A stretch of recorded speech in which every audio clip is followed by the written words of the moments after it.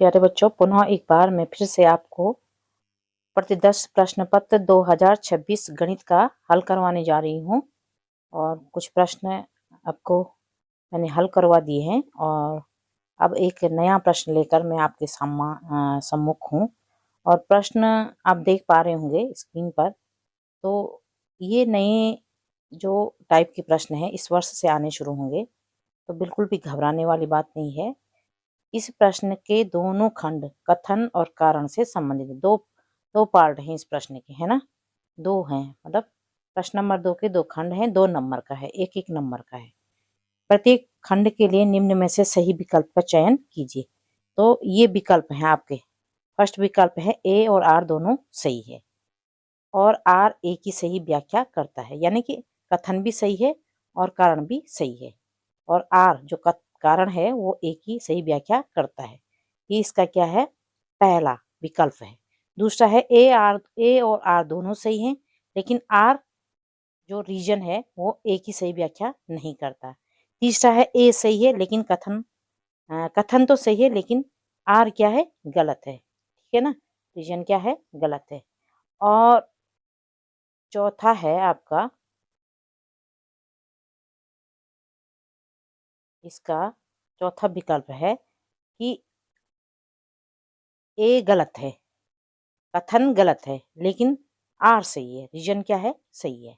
इन चारों में से एक इसका क्या होगा, आंसर होगा। अब देखो कथन क्या है हमारे पास, प्रश्न का पहला प्रश्न हमारे पास इस टाइप का है। जो कथन क्या है, एक परमेय संख्या और एक अपरमेय संख्या का योग सदैव अपरमेय संख्या होता है।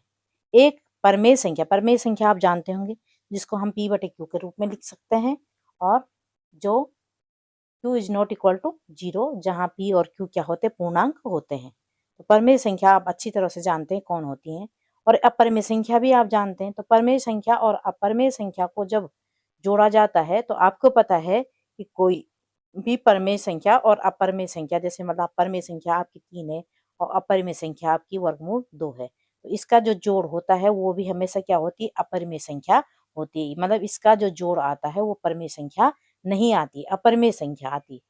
सदैव, सदैव का मतलब है हर हर हाल में, है ना।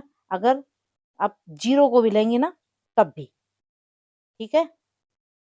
तो ये बात क्या है, सत्य है। ये बात क्या है, सत्य है। परमेय संख्या और अपरमेय संख्या को जोड़ने पर अपरमेय संख्या आती है, ये बात सत्य है। तो ए सही है, ए सही है। अब आर को देखते हैं। 7 प्लस वर्गमूल 3 एक अपरमेय संख्या, पक्की, ये बात भी सही है ना। अभी तो मैंने उदाहरण दिया आपको कि 2 प्लस क्या दिया था, 3 प्लस वर्गमूल 2 एक अपरमेय संख्या है। उसी प्रकार 7 आपकी परमेय है और वर्गमूल 3 आपकी क्या है, अपरमेय। इनका जो योग होता है वो क्या होती है, अपरमेय संख्या है। यानी कि आर भी क्या है, सही है। जो आर दे रखा है वो भी क्या है, सही है ना। ए भी सही है और आर भी सही है। अब ये कह रहा है, जो तीसरा हमारा विकल्प है, विकल्प क्या है, देखिए आप विकल्प पे जाइए कि ए और आर दोनों सही है, आर ए की सही व्याख्या करता है। विकल्प नंबर 1 ये है ना। तो अब पहले विकल्प 1 पर ही हम बात करेंगे। ए और आर दोनों सही है, हमने कहा ए भी सही है और आर भी सही है। और जो आर है वो ए की सही व्याख्या करता है, यानी कि जो हमने अभी आर जो उदाहरण लिया है वो ए को क्या करता है, सेटिस्फाई करता है। ए की क्या कर रहा है, व्याख्या कर रहा है। यानी कि आपका जो उत्तर होगा, जो विकल्प होगा वो कौन सा होगा, फर्स्ट वाला होगा। ठीक है ना। तो कौन सा होगा, फर्स्ट वाला। सेकंड वाला देखो, ए और आर दोनों सही है लेकिन आर ए की सही व्याख्या नहीं करता है। अभी हमने कहा आर क्या कर रहा है, आर उदाहरण के माध्यम से हमने बताया कि आर ए को क्या कर रहा है, एक्सप्लेन कर रहा है ना। तो आपका विकल्प नंबर ए ही 1 में ही आपका आंसर आ जाएगा, क्योंकि थर्ड और फोर्थ की तो बात ही नहीं आएगी। ए सही है, आर गलत है, ये तो है नहीं। ए गलत है, आर सही, ये दोनों तो है नहीं, और ये तीसरा भी है नहीं। पहले में ही हमको क्या मिल गया, आंसर मिल गया। तो बाकी पर हमको जाने की आवश्यकता नहीं है। ठीक है।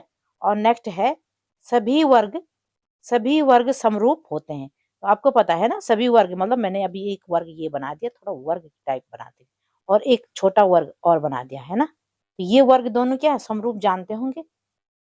समरूप किसको कहते हैं, समरूप आकृतियां जो क्या होती हैं, दिखने में एक जैसी होती हैं लेकिन माप उनकी क्या नहीं होती, एक जैसी नहीं होती है ना। तो दो वर्ग क्या होते हैं, समरूप होते हैं बिल्कुल होते हैं, है ना। दो वर्ग समरूप होते हैं, एक बड़ा वर्ग है एक छोटा वर्ग है। तो ये बात क्या है, सत्य है। ये बात क्या है, सत्य है। अब दूसरा जो बोल रखा कारण है, सभी समरूप आकृतियां सर्वांग सम होती। अब सर्वांग सम का मतलब आप जानते होंगे, सभी समरूप आकृतियां सर्वांग सम होती हैं। भाई सभी समरूप आकृतियां सर्वांग सम होती हैं। अभी मैंने यहाँ पे एक बड़ा वर्ग बना दिया और एक छोटा वर्ग बना दिया, क्या यह सर्वांग सम है? नो, है ही नहीं। सर्वांग सम का मतलब इनके इनकी सभी भुजाएं, पहली वर्ग की और दूसरे वर्ग की भुजाएं जो होंगी ना, जो जो क्या कहते हैं, वो क्या कहते हैं, जिसको जो भुजाएं हम कहेंगे, जैसे ये भुजा इस भुजा के बराबर, ये भुजा इस सॉरी आपकी जो भुजाएं हैं और जो कोण हैं दोनों के क्या होंगे, सेम होंगे। मतलब कहने का मतलब है, इसकी ये भुजा और इसकी ये भुजा बराबर होनी चाहिए, इसकी ये भुजा और इसकी ये भुजा बराबर होनी चाहिए, इसकी ये भुजा और इसकी भुजा बराबर हो, इसकी ये वाली भुजा और इसकी ये वाली भुजा बराबर होनी चाहिए, इसका ये कोण और ये कोण, हाँ कोण तो बराबर है लेकिन भुजाएं क्या नहीं है, अमाप है, मतलब एक जैसी माप नहीं है। किसी भी चीज को ले लो आप, अभी अभी एक अभी आप जैसे माना एक बड़ा वृत्त ले लेते हैं और एक छोटा वृत्त लेते हैं, तो ये समरूप तो है लेकिन क्या नहीं है, सर्वांग सम नहीं है। तो यानी कि ये बात यहीं पर खत्म हो जाती है कि ये कारण, ये जो रीजन है सेकंड वाला, वो क्या है, अपने आप में ये गलत है। व्याख्या ये पहले की तो करता ही नहीं कहीं से, लेकिन अपने आप में ये रीजन भी क्या है, गलत है। ठीक है ना। सभी सर्वांग सम समरूप होते हैं, सभी सर्वांग सम क्या होते हैं, समरूप होती हैं। सभी सर्वांग सम आकृतियां समरूप होती हैं, लेकिन सभी समरूप आकृतियां सर्वांग सम नहीं होती है। ये बात भी आप नोट कर लीजिए।